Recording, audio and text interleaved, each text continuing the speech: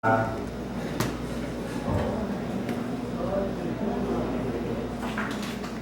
morning, no? Good morning, ladies and gentlemen, no? Good morning, sir. This is an unusual meeting in the sense that groups here are members of different organizations or agencies. You may be employed by the government, any agency of the government, or you may be employed by a private company. First of all, I greet heartily the officers, members of the staff who were able to organize this particular association, the Fingerprint Identification Society of the Philippines. This is the first organization with respect to the practice of the science of fingerprint identification. And my heart goes with it fully, especially to the officers and members. Now, I thank also the President and the Executive Director for inviting me to say something about the science. I am glad that I was given this particular topic to discuss about the evolution. Now, when we talk of evolution, actually, first of all, I would like to say that there are 50 or more than 50 fingerprint classifications throughout the world. To mention the pure and system that had been devised by Sir Edward Richard Henry of England, which had been extended and modified by the Federal Bureau of Investigation because of the addition of the key and the major division.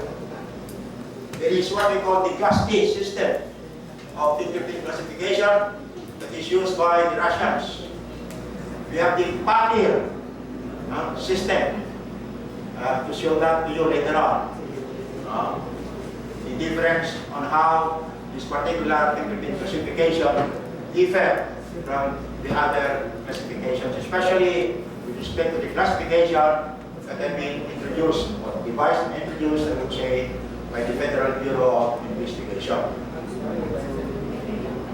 So, with so many fingerprint classifications throughout the world,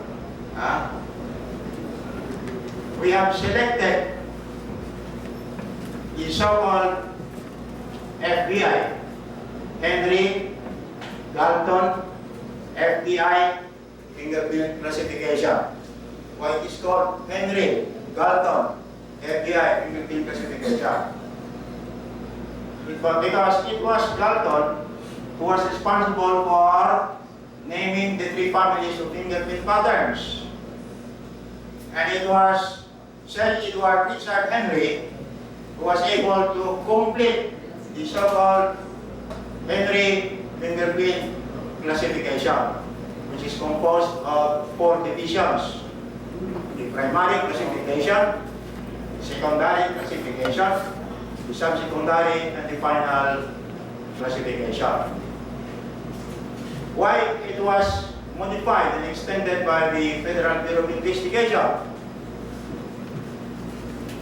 The answer to that is that if you begin to gather fingerprint ink records, and later on the volume of incoming fingerprint cards had reached a number 100,000 fingerprint cards. The system that had been devised and introduced by the late Henry cannot be used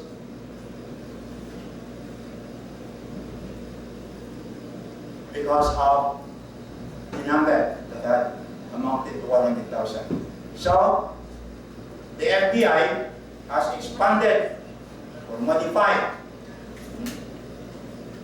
the particular and the pure fingerprint classification.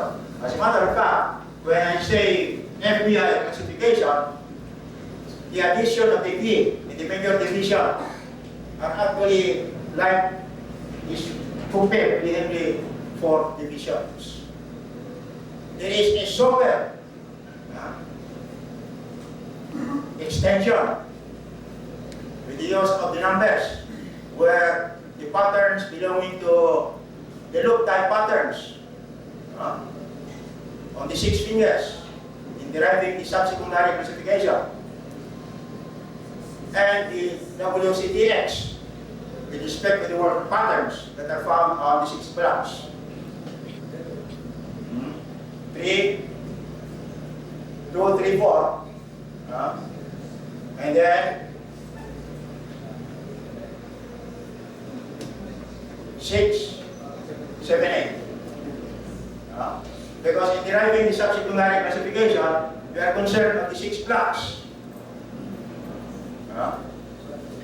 So there you are. Now, this particular occasion is an unusual gathering. Unusual in the sense that persons behind this ought to be congratulated, ought to be given this special thanks for the reason that this is the first time in the Philippine history with respect to the particular subject that an organization has been introduced or set up. I hope that the officers who have labored and have completed this particular organization will have to prove more with respect to the promotion and advancement of this particular subject. Now, for those who are practicing the science of fingerprint identification, for all you know, if you are in some other countries, especially if you are in America, I will give you this information. Because one time when we attended the International Association for Identification, I met a Filipino who was the former chief of your president here, in the name of Mr. Antonio Maracha. You know, we met and we stayed at his residence there in the city of California, and the city of San Francisco. And at that time, it was around 1997, he was holding the position as the chief of the Identification Bureau of the city